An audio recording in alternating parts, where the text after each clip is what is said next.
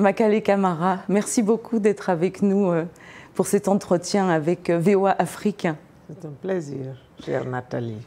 Alors je rappelle que vous êtes juriste, vous êtes politicienne, vous êtes la présidente du parti FAN, le Front pour l'Alliance nationale. Vous êtes la présidente de la Guinéenne en politique, mouvement dont on va parler. Vous êtes ancienne diplomate, vous avez été ministre des Affaires étrangères, vous avez été ministre de l'Agriculture, ministre de la Femme, vous avez été donc ambassadrice de la Guinée en France, au Sénégal, etc. Alors, Makale Camara, lorsque vous regardez derrière vous ce grand parcours, votre carrière, qu'est-ce que vous en pensez ? Qu'est-ce qui vous a amené finalement à cette ascension? Il y a eu des obstacles, on imagine, jusqu'ici. Merci Nathalie. Quand je regarde ma carrière, je suis étonnée. Je me dis, est-ce que j'ai fait tout ça? À quel moment j'ai pu avoir fait tout ça? Le temps passe et on ne s'en rend pas compte. Je pense que je suis naturellement arrivée à ce niveau parce que je suis une grande bosseuse. J'aime travailler, je n'aime pas croiser les doigts.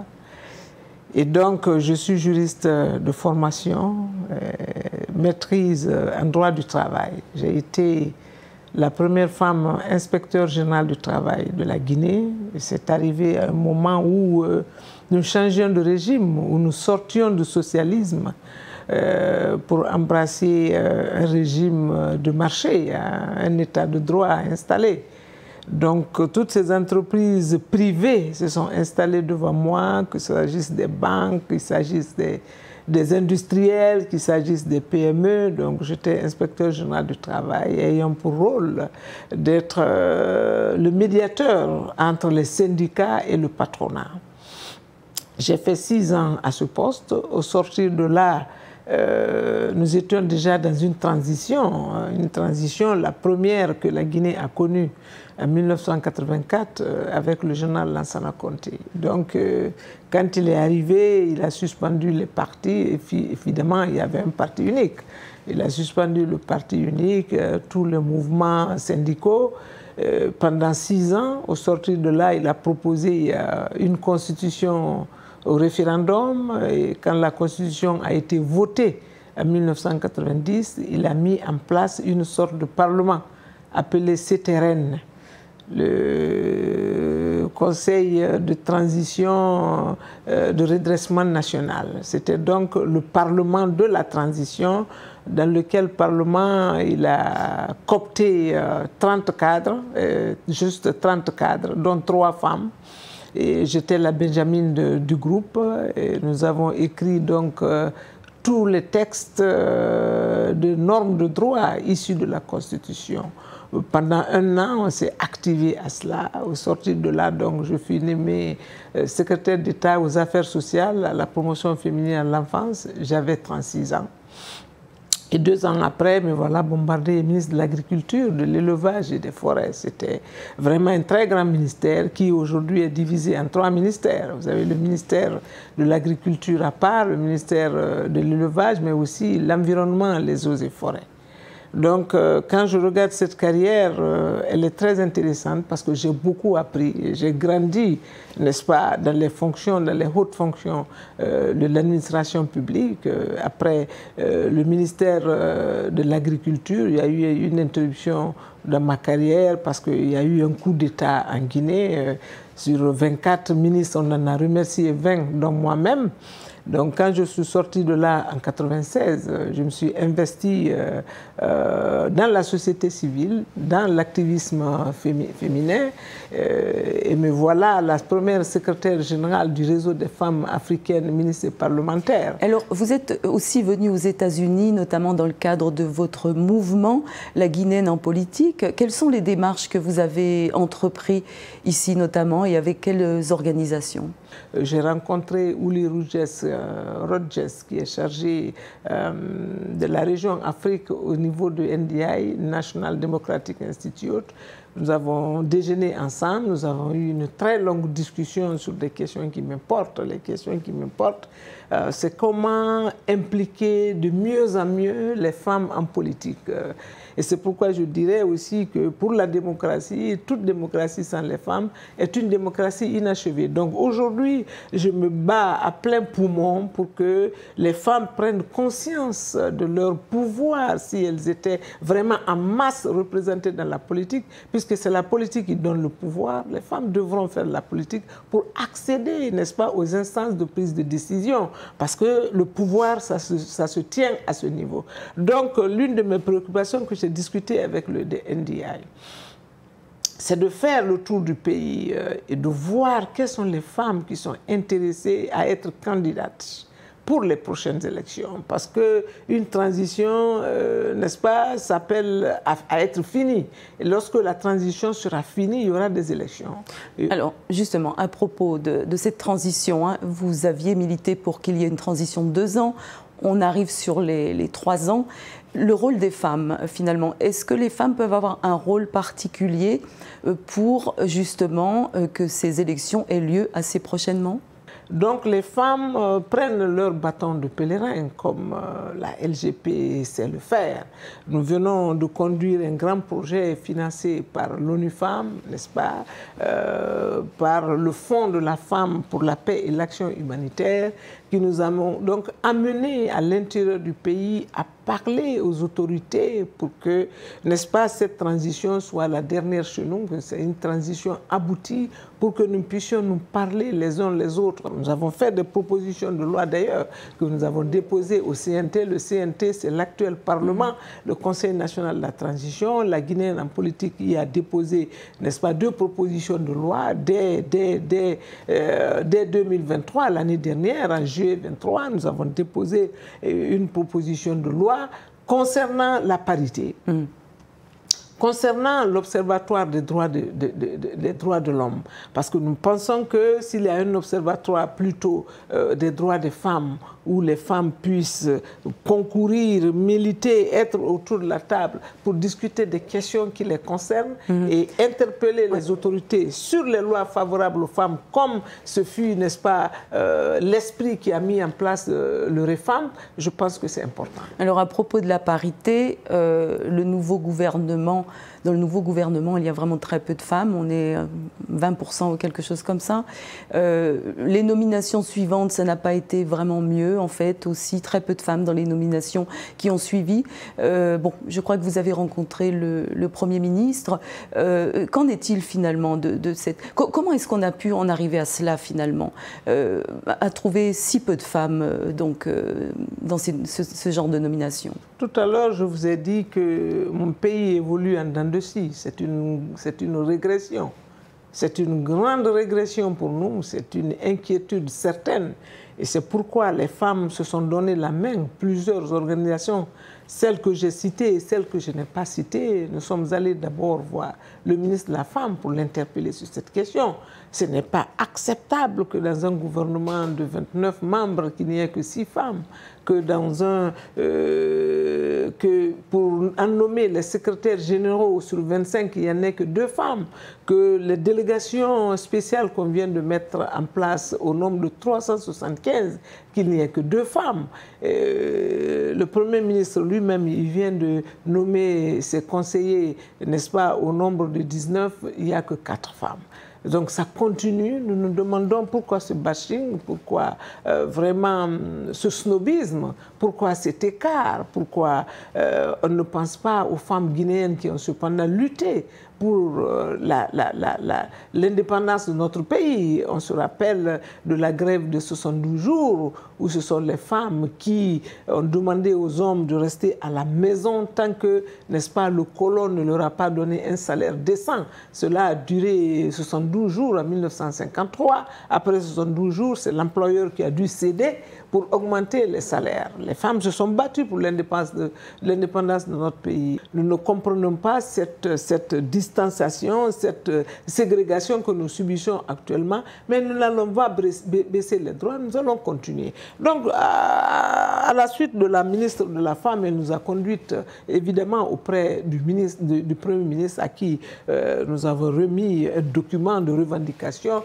de ce que nous souhaitons désormais pour l'application au moins des 30% qui ont été décidées à travers la 1325 des Nations Unies, mais aussi les 30% que la transition elle-même, dans sa charte, dispose qu'il faut donner 30% de postes aux femmes. Mais ces 30% n'ont jamais été atteints. Alors, si je puis vous rassurer, entre guillemets, hein, on est aux États-Unis, les femmes au Congrès ne sont que 27%. Elles sont 25% au Sénat. Et elles sont 29% à la Chambre des représentants. Qu'est-ce que cela vous inspire? On voit que c'est vraiment un problème universel. Et les femmes aux États-Unis, elles sont très nombreuses à se présenter aux élections. Donc cela veut dire que les gens ne votent pas pour les femmes. C'est un problème universel. Que faire pour que les gens votent pour les femmes? Il faut continuer à se battre. Il ne faut pas croiser les bras. Ce n'est pas parce qu'on a échoué une fois qu'il ne faut pas se relever. Les femmes doivent se relever. Parce que nous ne sommes plus là où nous étions au départ. Les femmes n'avaient même pas le droit de vote aux États-Unis, en France et ailleurs. Aujourd'hui, nous avons réussi à grappiller ces 20-25%. Ailleurs, c'est 30-50. Si vous prenez par exemple le Rwanda est un pays au monde qui a beaucoup plus de femmes à l'Assemblée nationale. Oui, on a 17 pays africains qui ont plus de femmes dans leur parlement que les États-Unis. Absolument, le Sénégal, les Seychelles, j'en passe.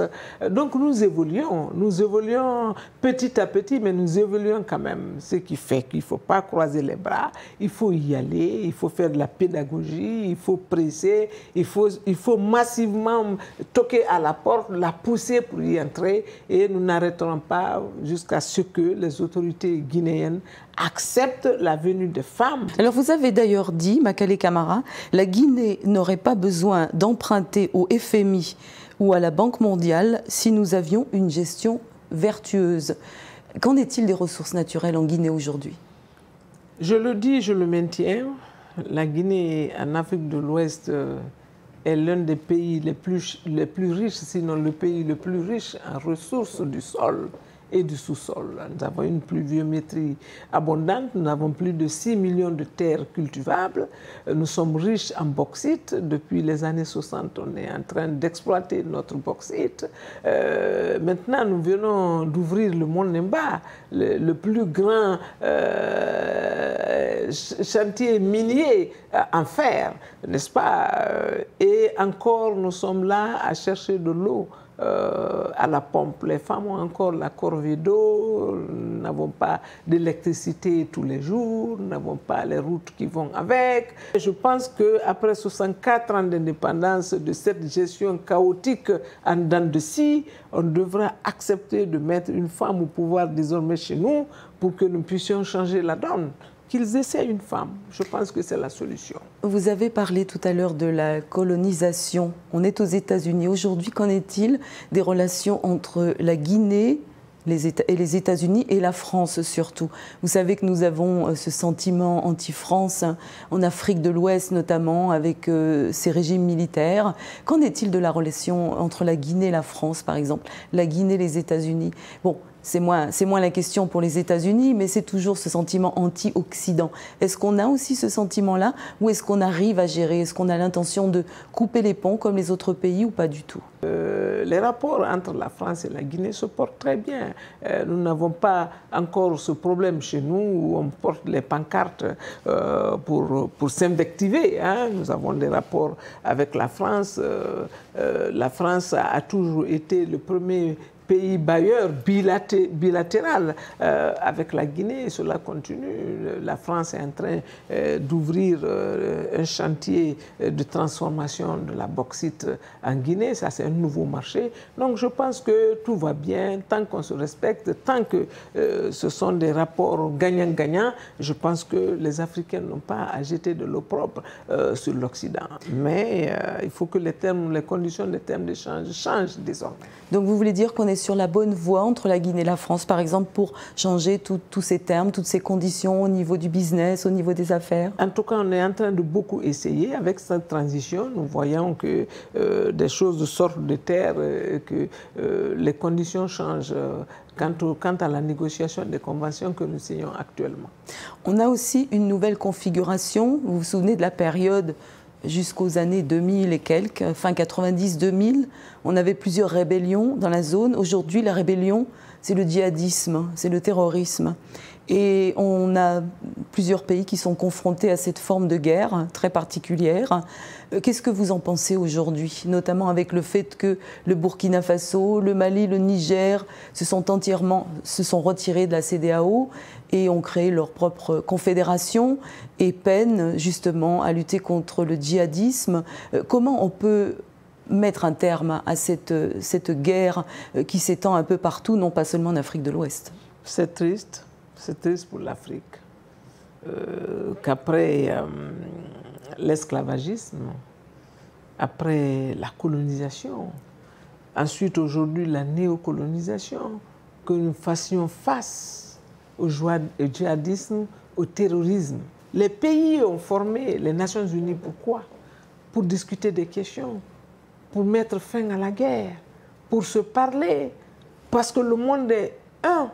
Nous sommes sur la même terre, la même planète. Si vraiment les Nations Unies, les nations du monde plutôt, voulaient aider l'Afrique à sortir de cette erreur, je crois que c'est possible. C'est absolument possible. Mais ces guerres fratricides, aujourd'hui, on n'a même pas de guerres inter-États. On a les guerres in-État, les guerres fratricides, les guerres entre les frères qui sont vent debout les uns contre les autres pour s'entre-éliminer. À la fin, pour faire quoi? Pour détruire les pays qui ne sont même pas développés. Alors comment régler la question du djihadisme en Afrique de l'Ouest selon vous?